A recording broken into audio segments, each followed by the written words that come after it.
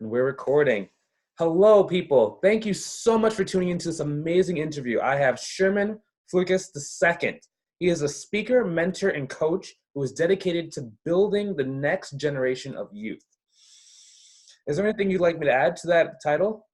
The next generation of youth and actually implementing through faith, accountability, and resiliency. So therefore, they can be able to establish a new legacy upon what they need to build upon. Excellent. I'm glad you're doing that much needed work. We don't really have enough people doing that nowadays. Amen. So what was life like before coaching? Life before coaching was pretty much still involved in the community.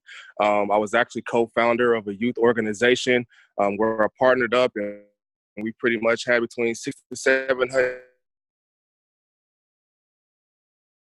drives. We was doing drive, anything, be able to kind of just allow for others to be able to see young Black being able to do it. Father, I have a 13-year-old. I have a 1-year-old, and I just had a brand new baby girl, my first baby girl, Veterans Day.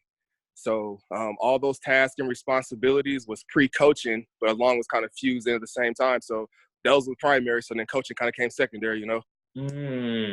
So then what was that turning point? So you were doing these different projects. I know they were based on youth, but what inspired you to just really say, I want to just coach? Like, was a main focus? Well, what happened to the main focus about coaching, you know, it was basically a situation in which I was working in the school, and one of the coaches, basically, because I was working with North Central High School in Indianapolis, and I was on the coaching staff for 5 years. And so it just kind of just so happened that the coaching position opened up, because I've always had ambitions to be a head coach, but you never know how God's going to be able to open up the door. So when he opens it, you got to walk through and let him do the way. And so when that door opened up, I just kind of like just walked in and went over to West Lane Middle School, and the assistants and the principals and all the administration was pretty open arms about me participating. And on top of that, my dad, he's actually was a coach for 30 years. And so that kind of just allowed for me to kind of just follow in his footsteps as well to become a coach. Oh, wow. That's really cool when you have an example of what to do. Wow. So then, for your mentoring and all the different things you do, your speaking, what problems are people trying to solve when they come and seek you out? Well, the one thing I like to say is like faith, accountability, and resiliency.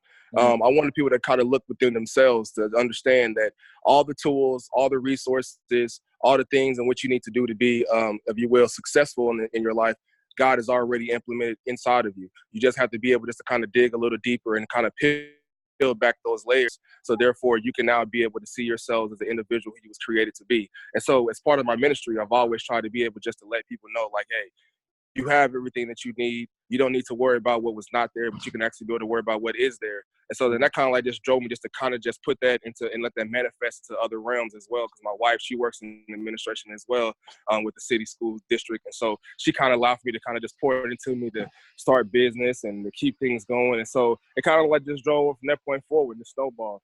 Mm-hmm. Okay.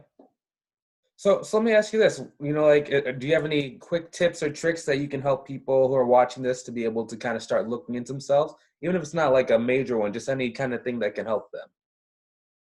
Look within yourselves, look within yourselves and actually begin to kind of meditate and to not get distracted. Take time to kind of to assess your situations. When you assess your situation, kind of allow for you to have a measuring tool. Are you where you want to be? And there's other things in which you need to be. And then you have to be honest with yourself. And then when you actually are honest with yourself, then you can actually look at it like the glass is always full.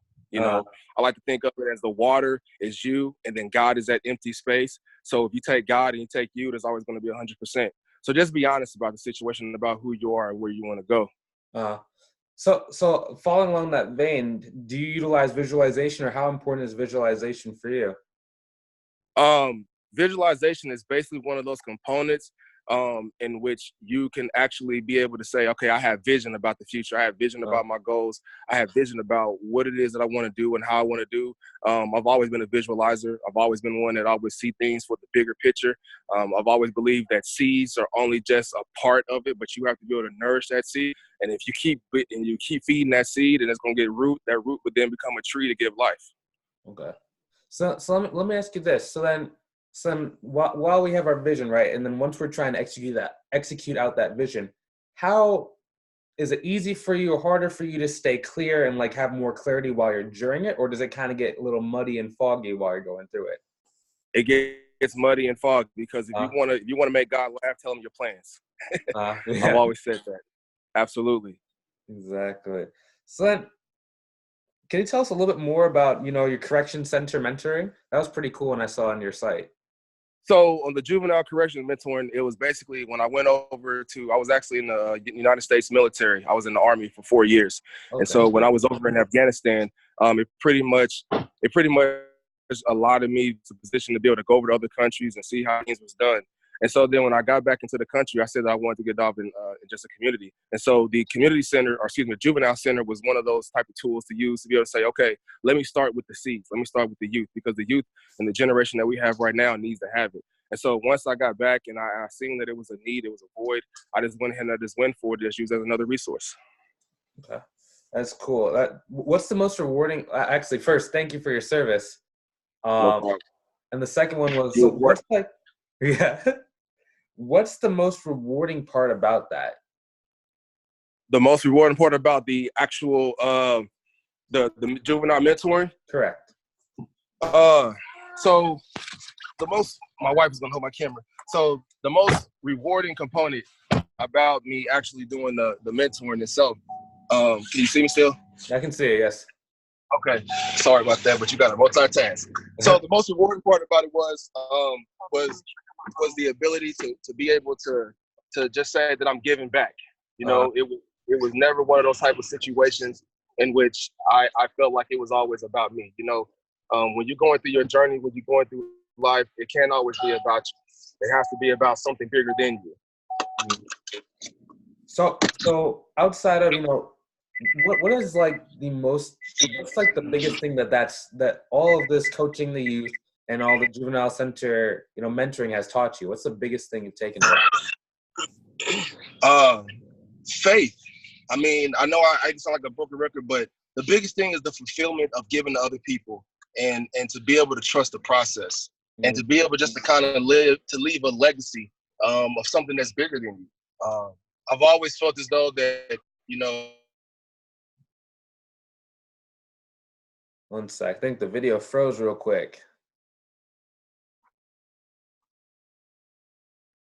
Zoom does that sometimes, but it's A-okay. Give me 1 second, guys. And you take it into consideration, then you're going to be able to find the ways and means to be able to give them exactly what they need. It's just a resource to be able to provide them with it, Okay. So what's your vision for your business? The vision is to be able to have a community center, to be able to have one place in which kids, adults can actually be able to get nourishment about their dreams. So I have a vision to be able to have a community center to where it will host like athletics. It would also be able to provide mentoring as well, spiritual mentoring, as well as life coaching. I want to be able to do like cooking classes. I want to be able to provide like young ladies and young men's cooking classes to kind of get them back into the kitchen about what our people will be able to come to where we can be able to do like a cooking class along with mentoring and how it all is relevant in just one program, if you will. To be able to give back to book back drives, to be able to place to just have a central hub about finances, to be able to teach about financial literacy, to where we can teach the kids about how to be able to save a dime at the same time learning how to be able to invest in that dime. That's one thing that's kind of missing, is that financial literacy component. So there's just a lot of things that I have and that that God wants to be able to provide in me, so therefore I can be able to impart to the people. Okay. What I mean, after the first one, are you gonna try and make second, 3, 4, 5, 6 of those, or you want to stick with one? Whatever. I mean, honestly, I just want to do one. Just want to do one, and I just want to kind of like just want to be a master of what it is that's going on there. And then when things hard to do more, then I'll be absolutely obedient to do so. Excellent. So can I ask you this? Like, what is success to you? Success is the ability to duplicate yourself in a positive manner. If you're actually able to take the best part of you and you can duplicate it in somebody else, and it doesn't have to be just your own seed, but it can be somebody who you come across putting back into the soil what needs to be had. Uh, So success doesn't come in always dollar signs. It comes in the ability to be able to take the best of you, to give it to somebody else, and allow for them to have the confidence they can go out and they want to do it again. That's success. Okay. Are you working on any special projects right now, like either a group program, a course, anything like that, or?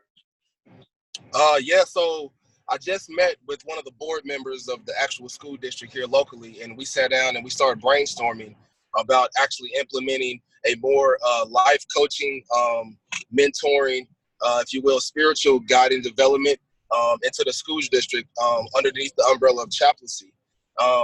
So a lot of these kids, and because what happens though is in these school districts, if you think about it, these teachers, they deal with close to 3,000 plus kids in a day. But and they give the kids, but who's giving to the administration? Who's pointing to the admin? Who's allowing for them to fill their cups back up? And they're always pointing to other people. And so one of the things that we're doing is that we're strategically trying to be able to create a program that pours into the admin and then allows for me to be able to pour into the students simultaneously to kind of bridge that gap for those kids who may not have that guidance and may be able to have that mentorship at home. Oh, so it literally is duplicating yourself then, right? Just like you were talking about earlier. That's interesting. Yeah. There you go. That's really cool. So I think you were telling me earlier you have a book. What's the name of your book?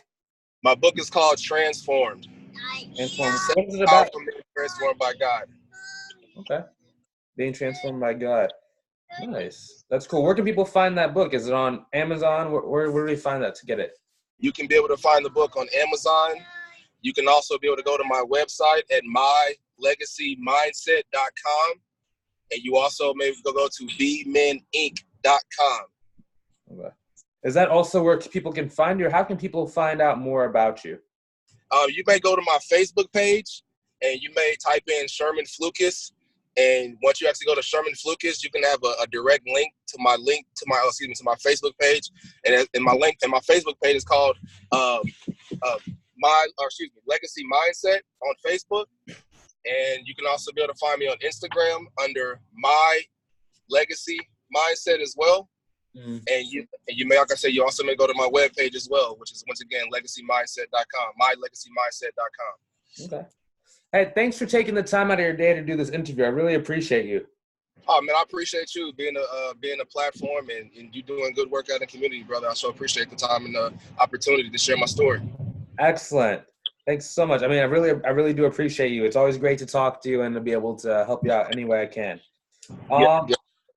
So to the viewers, if you would like to get more content like this, I recommend you take the first step, which is go join my group called Uncapped Growth Strategies. Inside, we give you everything, like the name suggests, from strategies, flowcharts, free training, interviews with successful business owners, coaches, accountants, insurance owners, etc., who are in a place in their business that you would like to become.